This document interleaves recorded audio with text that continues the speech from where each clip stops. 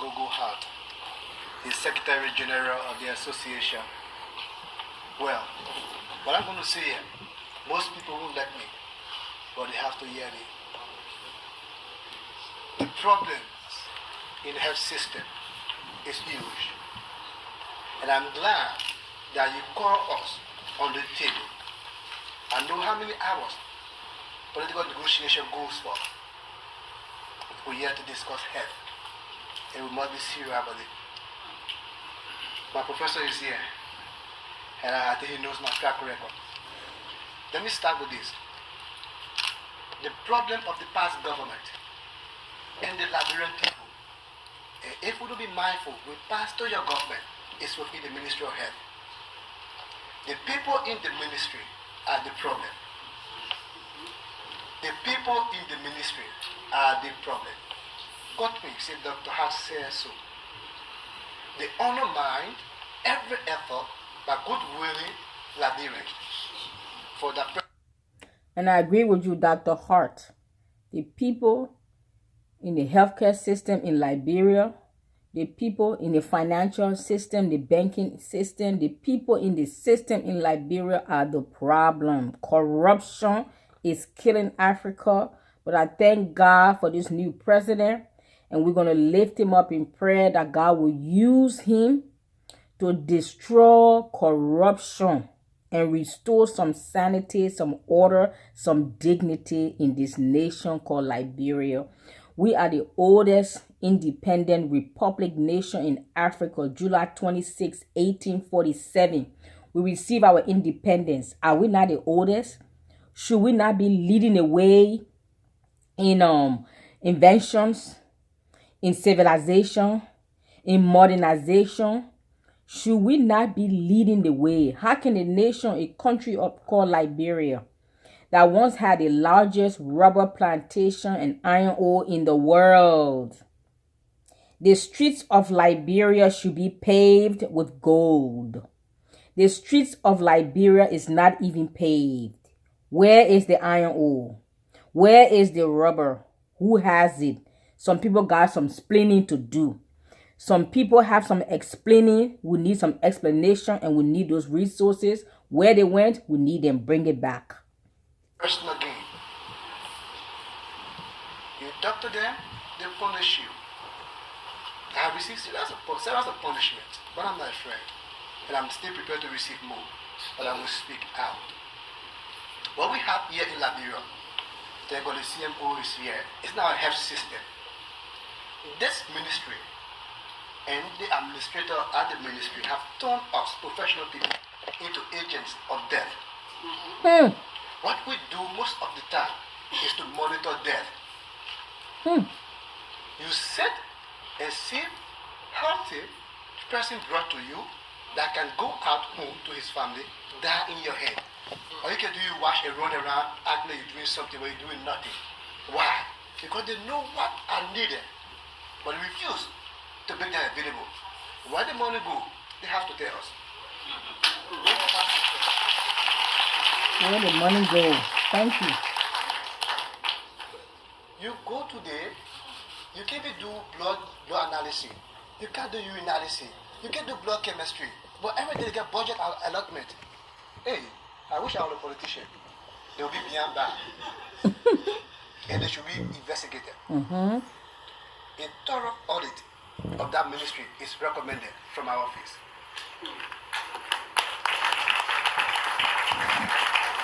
I won't take most of the time, but you can take this footprint to follow. And I think you are on a good footing. Human capacity. You go to the ministry, you see somebody go to China, somebody go to India.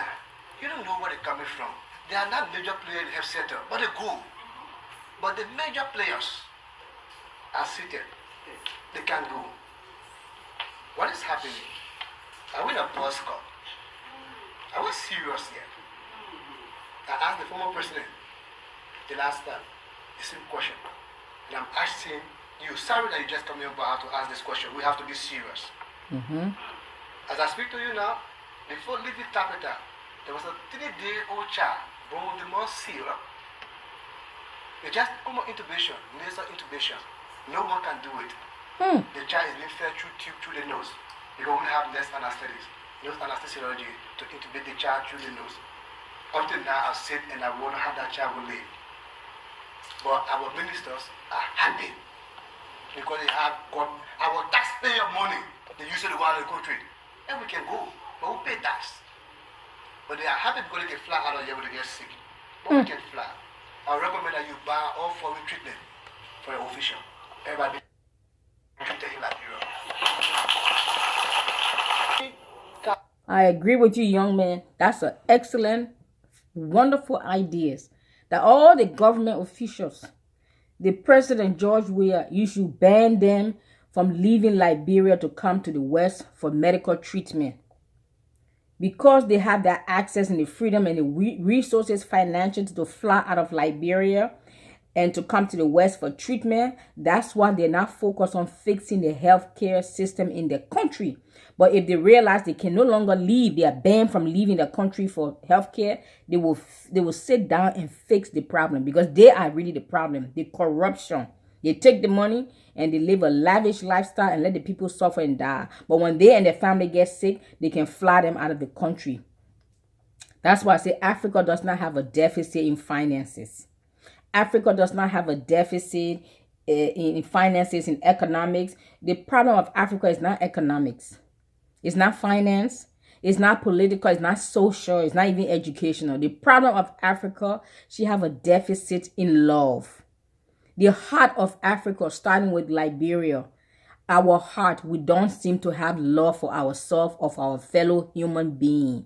Because for you to call yourself a director of a healthcare system and you collect money, you live comfortably, but when you and your family are sick, you leave the country for the best care.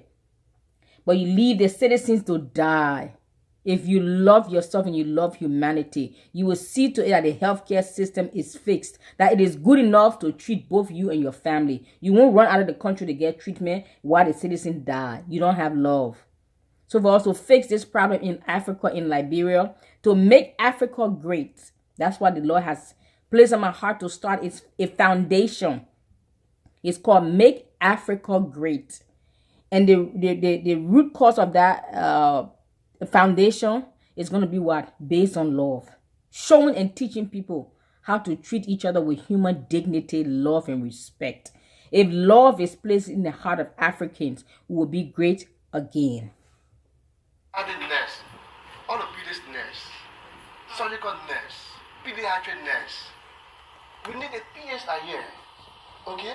Why can't we get scholarship and treat our people? That's right. Why can't we be sincere? Thank you. This little country that God has entrusted us with. We are treating the wrong people, using the right money. It's unacceptable. It is unacceptable. It is unacceptable. I would recommend to you, Mr. President, I do not have the power, but I would recommend that you form an independent committee to review every health facility in this country. Identify the gaps. Review our neighbor's health policy and the standard set by our neighbor for each hospital and see how far we are beyond. And let that committee recommend on the basic equipment and tools and reagents that we need so we can move forward.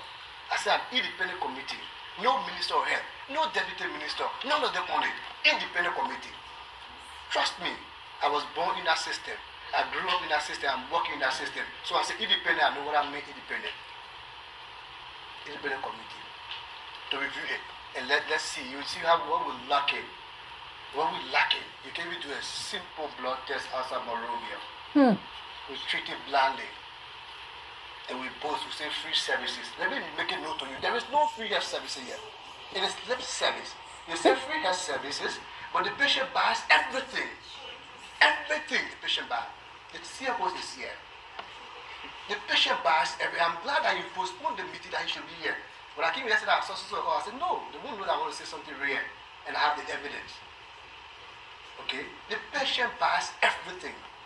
They say it's free, you go to the say pay 1,500 for a 6 session. But they say it's free. Go buy paracetamol outside there. You buy everything. Redemption is right here. Colon redemption. The patient buys beside the bed. and maybe that one small food is going to feed the patient.